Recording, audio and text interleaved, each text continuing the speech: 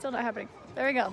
Welcome back to Blooming Beauty with Katie Messer. We're here with Mr. Herby again, and we are talking about the holiday celebrated right now, which is Passover. Or Pesach.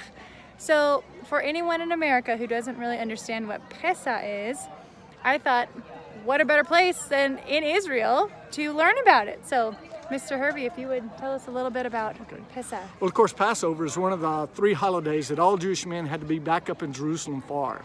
And so it's very fundamental within Jewish thinking, the holiday of Passover, and then the Shavuot or Pentecost that comes after that, and then the Feast of Tabernacles or Sukkot that comes in the fall. And all of those holidays then would have been in Jesus' mind. Passover, we all know, because within Passover, Jesus is at the Passover feast. We see him as the Passover lamb, as that lamb that was applied in Egypt onto the doorpost, and then that allowed the angel of death to pass over the firstborn, and then God gave us his firstborn in our place. So we see that really clearly within the scriptures as God is building it. But for Jewish people, all over the world, it ties them together. As a matter of fact, some people have believed that the tying together of the holidays and all Jewish people celebrating these holidays in good times and hard times in South America and Australia and Canada and England and Iran, Iraq, all over the world, wherever Jewish people are, that they celebrate this holiday, and that's what ties them together, is the Hagim, or the feast of Israel.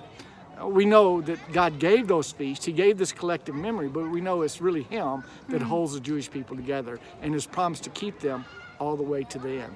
So in one way, we're celebrating this exodus from Egypt. So coming out of the Egypt and out of bondage and into the promise. Now when Jesus does it, he says, hey, wait a minute, this is a covenant, a new covenant in my blood. And take my blood and drink it. And that's where we get the Lord's Supper. It's coming out of this Passover feast.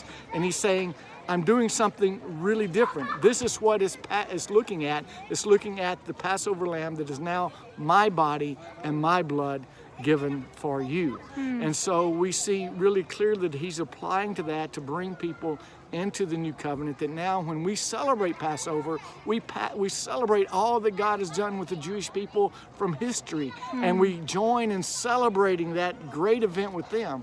But as believers in Jesus, we celebrate this great thing that allowed us to pass from our own sin and enter into his promise of salvation that comes only from Yeshua in Jesus. So that's just a very short thing on Passover. So how could we be praying for the Jewish people? How could we be praying in this time of Passover for the Jewish people? This Passover is really a very interesting one to be praying for. There's been so much division within Israel right now between the governments right now and the redefinition of the judiciary. And so there's a lot of animosity between Jews right now. We've already been told what we need to be praying. It says, pray for the peace of Jerusalem. We need to be praying that. We know the ultimate peace comes in Messiah, Yeshua, as they find the truth of who the Messiah is, just as it is for us Gentiles who are far away, that had no even knowledge of what Messiah was, that he revealed himself to us and gave us new life. So we need to be praying for those things. On top of, there's so much going on within the land right now. There's so much going on with even the rise of anti-Semitism within the world right now. So we just need to continue to pray for the peace of Jerusalem. When we see all the craziness in the world today, and there's a lot of craziness in the world today, don't be disheartened. Amen. God told us that the last days would be like this. He's told us what we need to be doing. He says, in these days, be of sober-minded, so that you may be able to pray. Why is it so hard to pray? Because there's so many things that come out and distract us in this world now. Find a still place, find a quiet place, and pray for the peace of Jerusalem, but pray for all believers and for his revelation to people who do not know him in this day and in this time. Amen.